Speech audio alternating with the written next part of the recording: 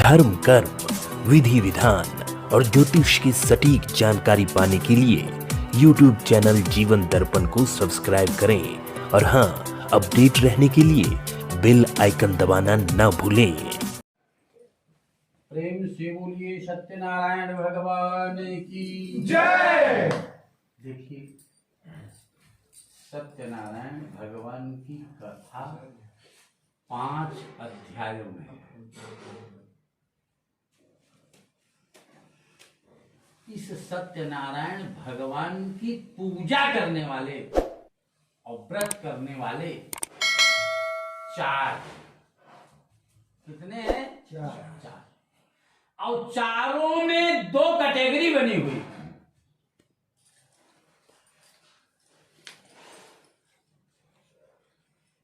दो सत्यनारायण भगवान की पूजा करने वाले व्यक्तियों के बारे में आपने दूसरे अध्याय में सुना।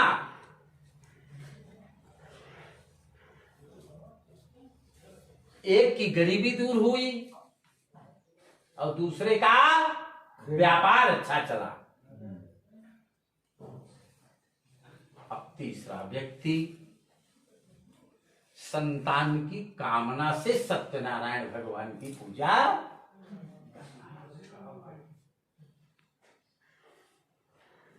भगवान की कृपा से, सत्यनारायण भगवान के आशीर्वाद से संतान की प्राप्ति भी हुई। और जब संतान की प्राप्ति हुई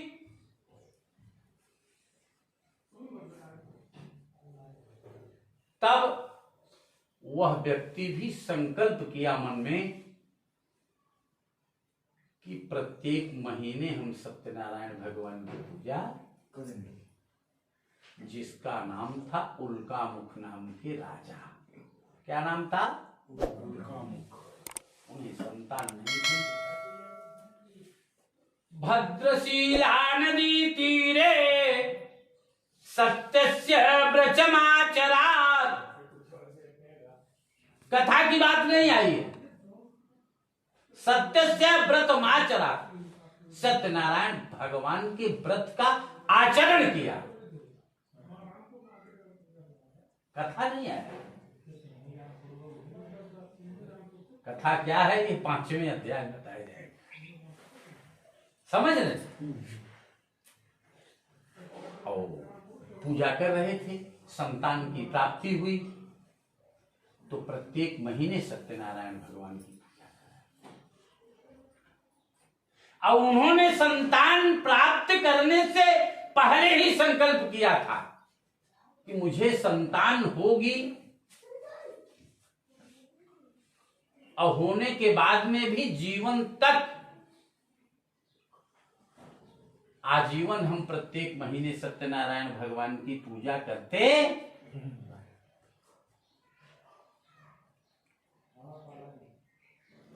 एक समय एक नदी थी, नदी की तट पर सत्यनारायण भगवान की पूजा। उसी नदी से होकर के एक साधु नामक बनिया जा रहा था। सायंकाल का समय हो गया। साधु नामक बनिया भी भीड़ को देखा, वहीं पर नौका रोक करके रुक गया। और जहां पर सत्यनारायण भगवान की पूजा हो रही थी, कथा नहीं, पूजा हो रही थी, वहां बैठे।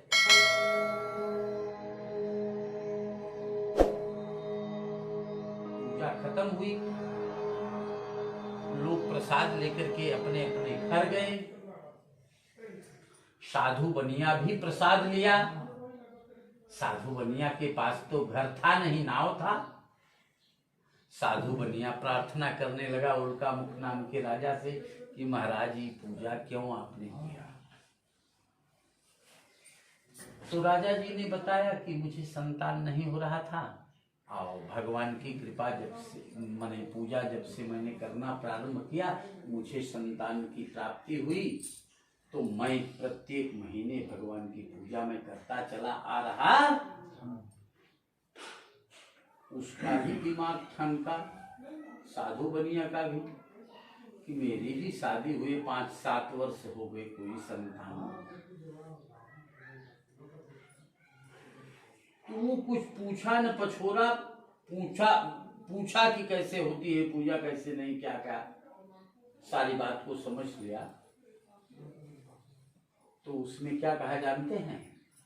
यदि सत्यनारायण भगवान मुझे कोई संतान देंगे तब मैं भगवान की पूजा करूंगा। क्या संकल्प किया? संतान प्राप्ति पर पूजा होगा। पूजा होगा। समझ रहे हैं? अब पहले का संकल्प और अब का संकल्प, चौथे श्रोता के संकल्प में अंतर पाया कि नहीं पाया आपने? समझ में बात आ गई कि विस्तार से बताऊं? समझ में बात आ गई। एक व्यक्ति था ऐसे, और वो पेड़ पे चढ़ गया था। चढ़ते वक्त तो काम हो गया, हम पहचानते नहीं। ऐसा संकल्प करने वाला साधु बनिया है।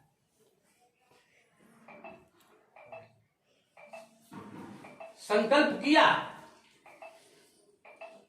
और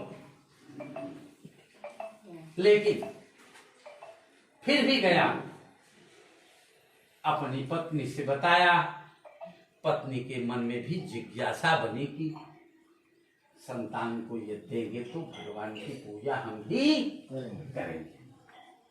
पत्नी का भी अनुमोदन हो गया। जैसे आपने कल ये चर्चा किया था ना,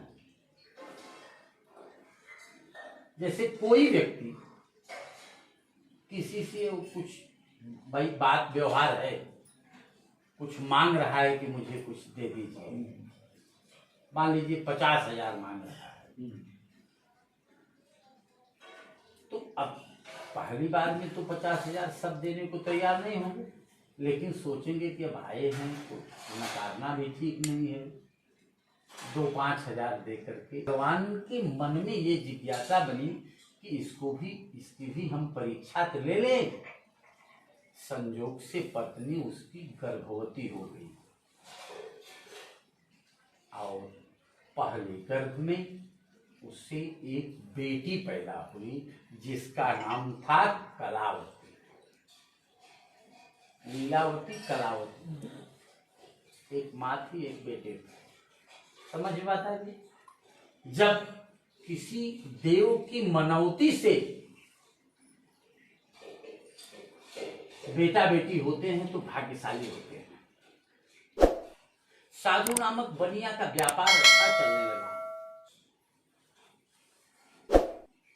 लेकिन पत्नी कहने लगी कि भगवान की पूजा कर लो। तो धंधा जब अच्छा चलने लगता है तो भगवान की पूजा समझ में नहीं आता। टाइम नहीं है। कई वर्ष बीत गए, भगवान की पूजा नहीं किया।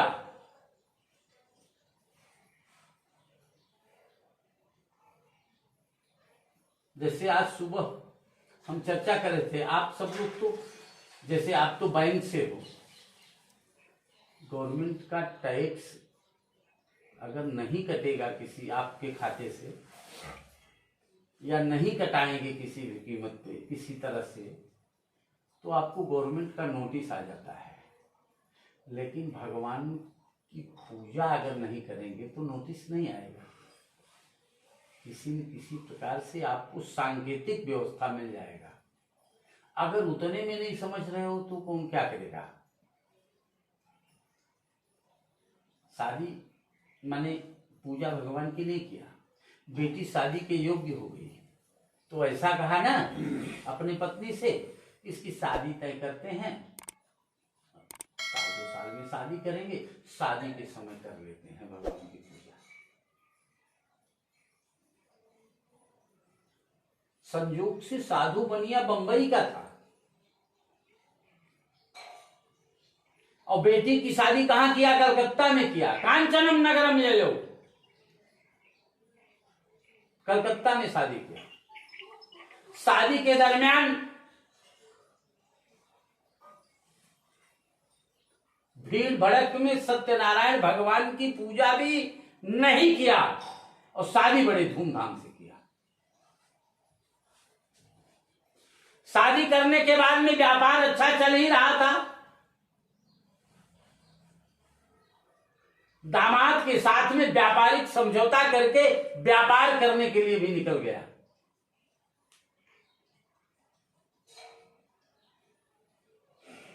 नौका लेकर के जा रहा था। सायंकाल हो गया। तुंगध्वज नाम के राजा के राज्य में पहुंचा। नौका को नदी के किनारे लगा करके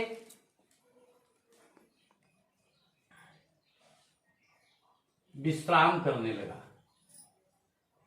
संयोग से जिस दिन नौका नदी के किनारे लगा करके ये दोनों विश्राम कर रहे थे, उस राजा के यहाँ चोरी किसी चोर ने कर लिया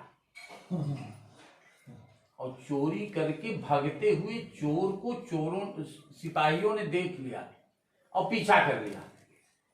भागते भागते सिपाही नदी के किनारे आए और जहां पर ये नौका रोक करके सो रहे थे नौका पर, और वो चोर तो नाव के आगे पीछे होकर के भाग गए और ये दोनों सोते हुए पकड़े गए। लाठी मार करके उठाया, साले चोरी करके सोने का नाटक किया, सामान वही सिरहाने रख दिया। चोर वही सिरहाने रख करके अपनी जान बचाए, लाखों पायो। सामान के साथ में पकड़े गए। कहने की भी हिम्मत नहीं पड़ी कि मैंने चोरी नहीं किया है। चोरी नहीं किया था, लेकिन चोरी के इल्जाम में पकड़ लिए गए। समझ बात आई? अब चोरी के इल्जाम में पकड़ लिए गए। इस व्यवस्था को देख करके राजा के पास इनकी पेशी हुई। राजा ने कहा इसको जेल में डाल दो। जेल में डाल दिया। अब बेटी की शादी हुई थी। पति शादी होने के तुरंत बाद चला गया परदेश कमाने। कोई खोज खबर नहीं। गांव में इसी प्रकार से सत्यनारायण भगवान की किसी के यहां पूजा हो रही थी।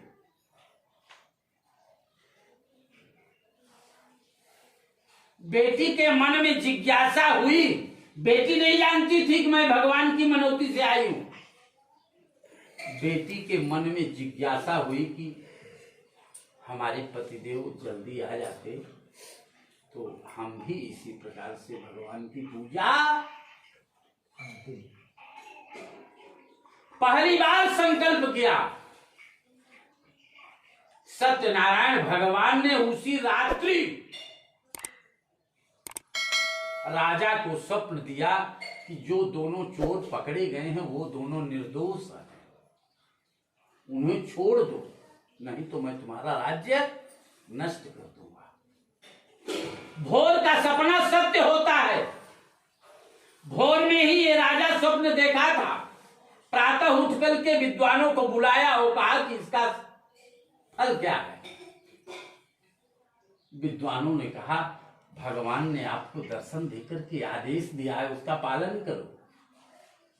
तुरंत उन दोनों चोरों को जितनी संपत्ति जब्त की गई थी और निकाल करके उन्हें मुक्त कर दिया सादर। और इसी पर तीसरे अध्याय की कथा समाप्त की जाती है। प्रेम से बोलिए सत्यनारायण भगवान की जय।